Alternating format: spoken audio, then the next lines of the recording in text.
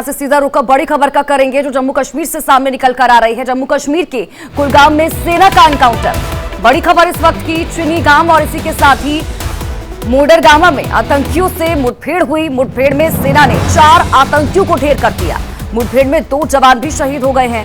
तो ये बड़ी खबर इस वक्त की आप तक पहुंचा रहे हैं रमन सैनी। ज्यादा जानकारी के साथ हमारे संवाददाता इसी खबर पर हमारे साथ लाइव जुड़ चुके हैं। सीधा रुख उनका करेंगे, जानकारी लेंगे क्या कुछ अपडेट है उनके पास।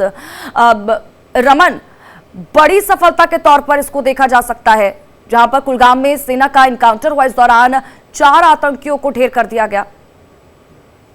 जी हाँ, बिल्कुल। देखिए, जिस तरीके से ये कुलगाम का पूरा इलाका है, यहाँ पर कल दोपहर से जो है वो ऑपरेशन शुरू हुआ था और 2 इलाके हैं, एक मोटर गांव है, दूसरा चीनी गांव। इन दोनों ऑपरेशन में जो है वो फिलहाल सुरक्षा बलों को बड़ी कामयाबी मिली है, क्योंकि जो जानकारी मिल रही है उसके मुताबिक 4 आतंकवादियों को जो मोटर गांव का इलाका है वहां पर सुरक्षा बलों ने घेर कर दिया है। और जो दूसरा ऑपरेशन सुबह 10 बजे के आसपास में जिसकी शुरुआत हुई थी, वहां पर अभी भी 2 से 3 आतंकवादियों को घेरे में रखा गया है। इस पूरे दोनों ऑपरेशन के बीच में भारतीय सेना को भी नुकसान उठाना पड़ा है। भारतीय सेना के 2 जो वीर जवान है उन्होंने शहादत हासिल की है, लेकिन ये ऑपरेशन है अपने आप में बहुत बड़ी कामयाबी है सुरक्षा बलों के लिए, क्योंकि जिस तरीके से जम्मू कश्मीर के अंदर बाबा मनाज की यात्रा चल रही है और इस यात्रा को डिस्टर्ब करने के लिए पाकिस्तान से लगातार जम्मू कश्मीर में मौजूद जो आतंकी संगठन है उनको दबाव बनाया जा रहा है कि ये कहीं ना कहीं किसी बड़ी आतंकी हमले को अंजाम दे। इसी के चलते जो इनपुट मिले थे कि कुलगांव क्योंकि अनंतनाग के साथ लगता हुआ इलाका है,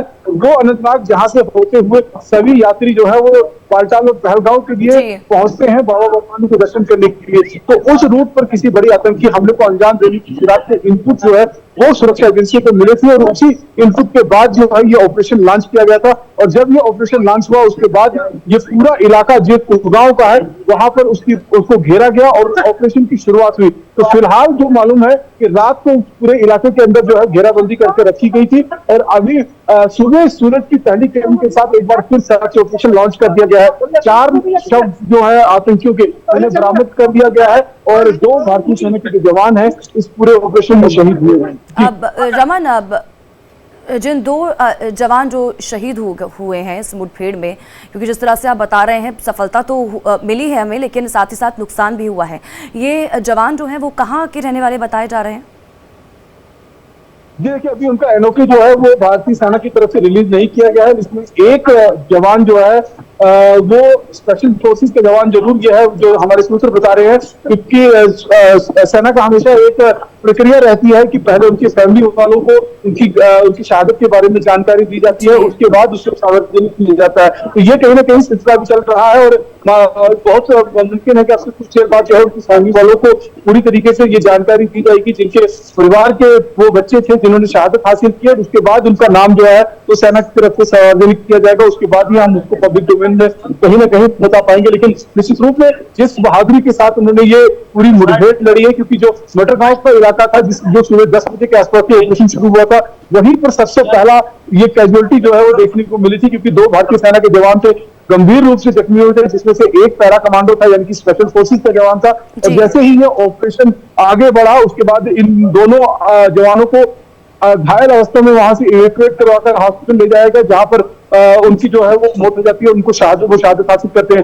और उसके बाद पूरा दिन तक शाम तक जो है वो जबरदस्त फायरिंग का दौर जो है वो चाहे मोटरगांव का इलाका हो चाहे चीनीगाम का इलाका हो, दोनों इलाकों में जो है वो भारतीय सेना ने आतंकियों के साथ दोहा लेते हुए 4 आतंकियों को जो है वो मौत के घाट उतार दिया है। और अभी भी उस पूरे इलाके के अंदर ऑपरेशन चल रहा है और माना यह जा रहा है कि मोटरगांव का जो इलाका है वहां पर 2 से 3 आतंकी अगर पिछले कुछ महीनों पर हम नजर डालें तो घाटी में जिस तरह के हालात देखने को मिल रहे थे, एक के बाद एक जो आतंकी हमले हुए, उसके बाद लगातार एक बड़े स्तर पर ऑपरेशन सेना की तरफ से भी चलाया गया, प्रशासन की तरफ से भी चलाया गया, लगातार एनकाउंटर देखने को मिले। कई जो आतंकी हैं इस दौरान उनको ढेर कर दिया गया। इस बीच क्योंकि अमरनाथ यात्रा उस दौरान शुरू नहीं हुई थी, उस पर भी लगातार संशय बना हुआ था कि इस माहौल में किस तरह से, क्योंकि जो यात्री पहुंचेंगे उनमें विश्वास कैसे पैदा किया जाए, तमाम चीजें हमने देखी। अब 4 आतंकियों का ढेर कर देना, अभी किस तरह के हालात अगर घाटी की बात करें तो किस तरह के बने हुए हैं? यह स्वाति बिल्कुल देखिए, जिस तरीके से हमने जून के महीने में देखा, खासतौर पर 9 जून के बाद जब बाबा शिवखोड़ी के श्रद्धालुओं की बस पर जो है वो हमला हुआ था, उसके बाद एक के बाद एक, चाहे कठुआ की बात करें, डोडा की बात करें, कई बार जो है वो आतंकियों की तरफ से हमला कर जम्मू प्रोविंस के अंदर आतंकवाद को बढ़ाने की कोशिश की गई। और 29 जून से क्योंकि बाबा बर्फानी की यात्रा शुरू होनी थी, तो एक डर का माहौल पैदा करने की कोशिश करनी थी, लेकिन वो डर का माहौल भक्तों में कितना पैदा हुआ वो मैं आपको इस तस्वीर से बताना चाहूंगा। मैं इस समय बाबा बर्फानी की यात्रा में ही मौजूद हूँ और यहाँ पर जो बड़ी मात्रा में श्रद्धालु हैं वो देख सकते हैं कि कितने बड़ी तादाद में भक्तगण जो है वो इस समय यहाँ पर बाबा बर्फानी की गुफा के लिए पहुंच रहे हैं। तो इससे आप अंदाजा लगा सकते हैं कि आखिरकार कितना ही डर उनके अंदर पैदा हुआ, क्योंकि ये जो भक्त है बाबा बर्फानी के देश के अलग अलग कोने से आ रहे हैं। इनका साफ तौर पर कहना है कि देखिए, उनके मन में किसी तरीके का कोई डर नहीं है। ये भक्त जो है वो लगातार यहाँ पर दर्शन करने के लिए हर साल आते रहते हैं। कई ऐसे भक्त भी जो है जो करीबन 25 साल से लगातार आ रहे हैं, कोई 25-30 सालों से लगातार आ रहे हैं। तो इनको किसी तरीके का कोई डर नहीं है, कोई भय नहीं है। तो लगातार ये भक्त जो है बाबा बर्फानी के दर्शन के लिए पहुंच रहे हैं। दूसरी तरफ जो सुरक्षा बल है वो भी अपना काम जो है वो कर रहे हैं, क्योंकि इनपुट उनके पास लगातार मिल रही है, क्योंकि आतंकी जो है वो कहीं ना कहीं खलल डालने की कोशिश कर रहे हैं। लेकिन उन आतंकियों को उनके अंजाम तक पहुंचाने का काम जो है वो भारतीय सेना जो है वो बखूबी जानती है। और वो काम लगातार भारतीय सेना, चाहे वो कश्मीर घाटी का इलाका हो, चाहे जम्मू का इलाका हो, दोनों ही जगह पर चल रहा है। रमन, अब और कितने आतंकियों को लेकर इनपुट अभी हमारी सेना के पास है, उसको लेकर क्या जानकारी, और इस ऑपरेशन को लेकर भी जानकारी दीजिएगा, कब तक ये जारी रह सकता है?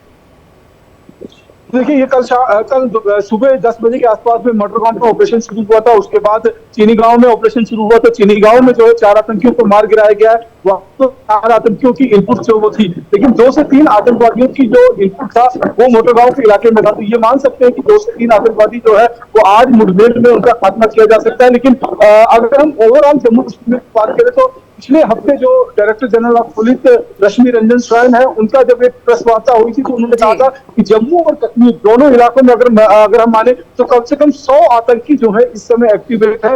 और उनको उनके खात्मे के लिए लगातार प्लानिंग भी की जा रही है, लगातार रणनीति भी बनाई जा रही है और सुरक्षा बल पूरी तरीके जो है वो अपने काम को अंजाम देने की कोशिश। ठीक है रमन, बहुत बहुत शुक्रिया इन तमाम जानकारी के लिए।